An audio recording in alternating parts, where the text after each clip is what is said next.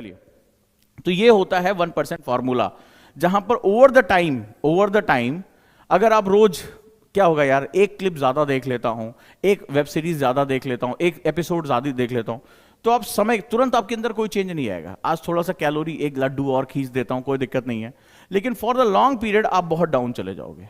But when you have the 1% improvement in every day, तो ऐसा करके आप अपनी लाइफ में फॉर अ लॉन्ग पीरियड, लंबे समय के बाद आप एक बहुत बड़ा इंप्रूवमेंट करते हैं, बहुत बड़ा।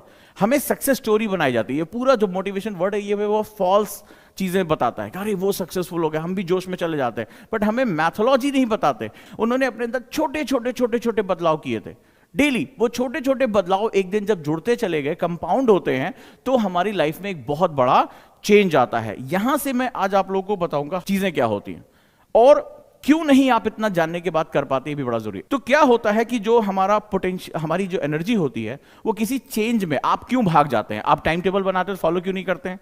आपको पता है कि आपको इतने घंटे पढ़ना है, फिर भी नहीं पढ़ पाते, उसके पीछे रीजन क्या है? If you want to do improvement, आप चेंज वर्ड नहीं यूज करना है। चेंज वर्ड जैसे ही यूज करोगे आपका दिमाग लड़ना शुरू कर देगा। हमें इंप्रूवमेंट करनी है। हम ऐसा तो नहीं है कि एलियन है, हम आए हैं, हमें बहुत सी चीजें पता, हमें इंप्रूव करना है। फॉर एग्जांपल, मुझे न्यूज़पेपर नहीं पढ़ना है, आता है, ठीक है, आज मैं आया, ओजांग सर ने कहा न्यूज़पेपर बहुत इंपॉर्टेंट है, अरे बाप रे, मैंने टाइम टेबल बनाया 1.5 आवर्स डेली फॉर न्यूज़पेपर। अब आदत है नहीं, दिमाग घबराने लगा, ओ यार न्यूज़पेपर, इंटरेस्ट आ ही नहीं रहा। अब क्या हुआ, घबराहट शुरू हो गई।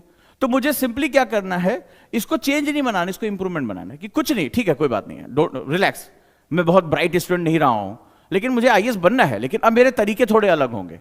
तो मुझे क्या करना है, सिर्फ छोटा सा, अरे यार सिर्फ ओनली एडिटोरियल पढ़ेंगे, ओनली, ये ओनली जो हेडलाइन है, या सर ने बताया था कोई जुडिशियल आर, एक कोई खबर बस, उसको बोलना कुछ नहीं यार, 1 मिनट का काम है, खत्म। तो उसको इंप्रूवमेंट बताना है, अरे बस थोड़ा सा, आज न्यूज़पेपर आज नहीं पढ़ेंगे, न्यूज़पेपर नहीं पढ़ रहे हैं, तो वो उसको लग नहीं रहा कि तुम कोई बहुत बड़ी एनर्जी की मांग कर रहे हो। जैसे फॉर एग्जांपल, पढ़ने बैठे, रोज हम 1 घंटे पढ़ते थे, आज क्या करेंगे, पढ़ने से जैसे उठने की बारी आएगी, 5 मिनट, सिर्फ 5 to 6 मिनट ले लिया, एक छोटा सा क्वेश्चन लिखेंगे। उसको बताना ही नहीं कि हम कोई आंसर राइटिंग के लिए स्लॉट रख रहे हैं, हम आंसर राइटिंग के लिए स्लॉट बनाते हैं, 1 आवर आंसर राइटिंग, घबराहट होने लगती है, ठीक है, 15 मिनट लेट से पढ़ने बैठे, प्रोक्रास्टिनेशन किया, टाल मटोल की आदत डाली, ओ यार 15 मिनट तो मेरे ऐसे ही लॉस हो गए। दिमाग यही कैलकुलेशन करता है, अब यार 45 मिनट बचे हैं, क्या आंसर राइटिंग करें यार, इसमें कुछ और पढ़ लें क्या, और आप उस स्लॉट को कहीं और इस्तेमाल करने लगते हैं। किया है कि नहीं किया है? क्योंकि मैं तुम्हारे माइंड को समझता हूं कि जैसे तुमने उसको आंसर राइटिंग की बात कही, वो घबराना शुरू कर देगा, अरे भागो यार, ये तो बहुत बड़ी बात हो रही है। कई बच्चों ने कहा सर अभी हम बिगिनर हैं, हम अभी आंसर लिखें क्या? ये सारी मिथ जो है वो तुम्हें रोकते हैं आगे बढ़ने से। मैंने कहा आंसर लिखो ही मत, आंसर राइटिंग में आंसर मार दो, खत्म करो, राइटिंग शुरू करो यार।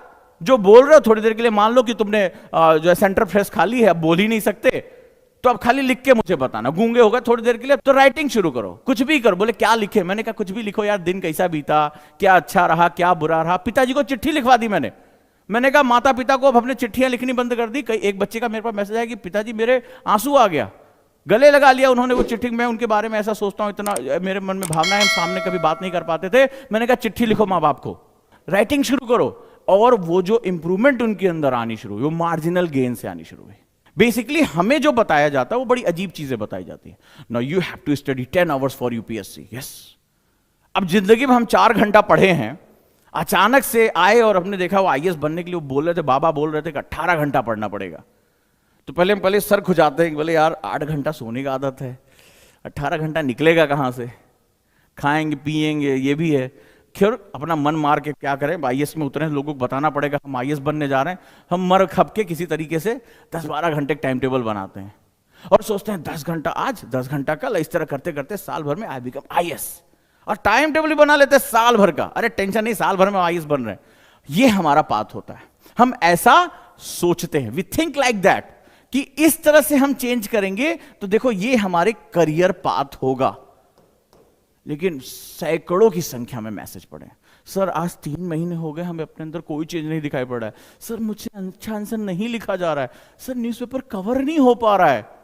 वो रीजन यही है, because in our life actually में हमारा करियर पाथ ऐसे होता है, जल्दी ही मैं आईएएस बन जाऊंगा, ठीक है, मैं ऐसे पहुंच जाऊंगा, और पापा मम्मी आएंगे, गले लगाएंगे, बाबू को लेकर घर जाएंगे, बाबू आईएएस बन गए, सपनों की दुनिया हो जाएगी, बहुत सब कुछ अच्छा अच्छा होगा, कमरे में बैठे बैठे अच्छी सुंदर सी लड़की शादी हो जाएगी, बढ़िया घर होगा, सब कुछ हो जाता वही कमरे में बैठे बैठे।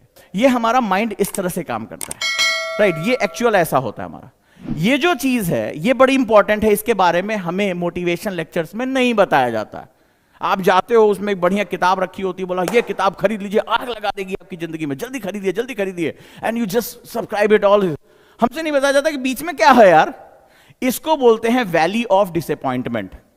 और ये तुमने अपनी जिंदगी में देखा, कोई ऐसा व्यक्ति आज तक जिसने कुछ काम किया हो, सक्सेस हुआ हो, उसको इससे ना गुजरना पड़े। यानी ये जो है ये अवसाद घाटी होती है। हम इसको अपने टाइम टेबल बनाते समय, अपने करियर को डिसाइड करते समय इसके बारे में बात नहीं करते हैं। मैक्सिमम दुनिया कहती है, मेरे एनएलपी टीचर ने मुझसे पूछा, 98% लोग यही गिव अप करते हैं।